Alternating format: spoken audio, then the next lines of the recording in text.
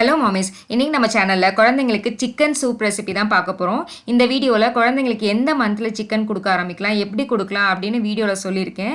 நிறைய சிஸ்டர்ஸ் கமெண்ட்ல கேட்டுட்டே இருந்தீங்க. அவங்களுக்காக தான் இந்த வீடியோ. கடைசி வரை வீடியோ ஸ்கிப் பண்ணாம பாருங்க. இந்த சூப் குழந்தைங்களுக்கு நோய் எதிர்ப்பு சக்தி தரக்கூடியது. சளி இருக்க டைம்ல இது நல்ல ஒரு ஹோம் ரெமடி அப்படின்னு சொல்லலாம். சளி நல்லா அறுத்து விட்டுரும். ரொம்ப டிலே பண்ணாம வீடியோக்கு போயிடலாம். வீடியோ போறதுக்கு முன்னாடி நம்ம சேனலை மறக்காம சப்ஸ்கிரைப் பண்ணிட்டு பக்கத்துல இருக்க நோட்டிஃபிகேஷன் பெல்லையும் பிரஸ் பண்ணி வச்சுக்கோங்க.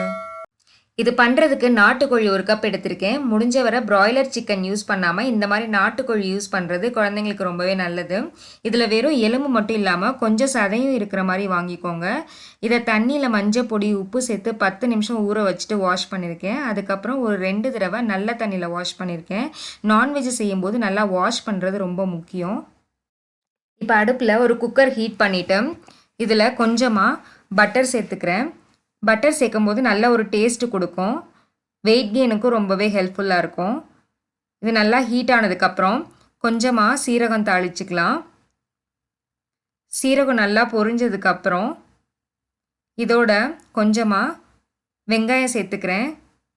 வெங்காயம் நல்லா வதங்கினதுக்கப்புறம் இஞ்சி பூண்டு பேஸ்ட்டு சேர்த்துக்கிறேன். இஞ்சி பூண்டு பேஸ்ட்டாக சேர்க்கும் போது சூப்பில் நல்லா சாரும். குழந்தைங்களுக்கு சாப்பிடும்போது வாயில் வராது. ஜீரணத்துக்கும் ரொம்பவே ஹெல்ப்ஃபுல்லாக இருக்கும்.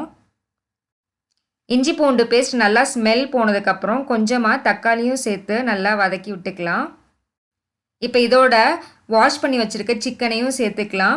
நான் வீடியோவில் காட்டுறதுக்காக கொஞ்சம் அளவு அதிகமாக எடுத்திருக்கேன். நீங்கள் குழந்தைக்கு செய்யும்போது ஒரு 4-5 பீஸ் எடுத்துக்கிட்டால் போதும்.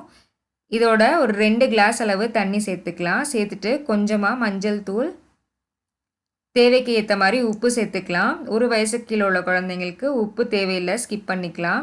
இப்போ அதை நல்லா மிக்ஸ் பண்ணிவிட்டு மூடி வச்சு ஒரு 5லேருந்து 6 விசில் வரைக்கும் வேக வச்சு எடுத்துக்கலாம். 6 விசிலுக்கு அப்புறம் ஓப்பன் பண்ணி பார்க்குறேன். நல்லா வெந்துருச்சு. இப்போ இதில் கொஞ்சமாக மிளகுத்தூள் சேர்த்துக்கலாம். உங்கள் குழந்தையோட காரத்துக்கு ஏற்ற மாதிரி மிளகுத்தூள் சேர்த்துக்கலாம். இப்போ நல்லா மிக்ஸ் பண்ணிவிட்டு தண்ணியை மட்டும் ஒரு பவுலில் வடித்து எடுத்துக்கிறேன். வடித்ததுக்கப்புறம் இந்த சூப் நம்ம அழகாக குழந்தைங்களுக்கு ஸ்பூன் வச்சு ஊட்டி விட்டுறலாம்.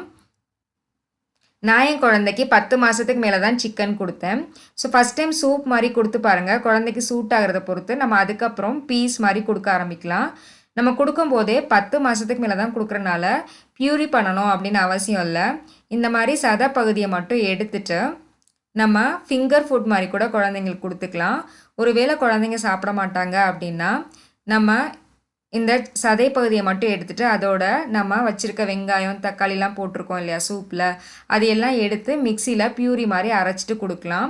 அப்படி இல்லைன்னா சாதத்தில் போட்டு மிக்ஸ் பண்ணி கொடுக்கலாம். இல்லைன்னா தோசை மாவில் போட்டு நல்லா மிக்ஸ் பண்ணிவிட்டு தோசை மாதிரி கூட ஊற்றி கொடுக்கலாம். குழந்தைக்கு சளி பிடிக்காத மற்ற நேரங்கள்லாம் சூப்பாக இல்லாமல் இந்த மாதிரி பீஸாக கொடுக்கும்போது தான் நல்லா சத்தாக இருக்கும்.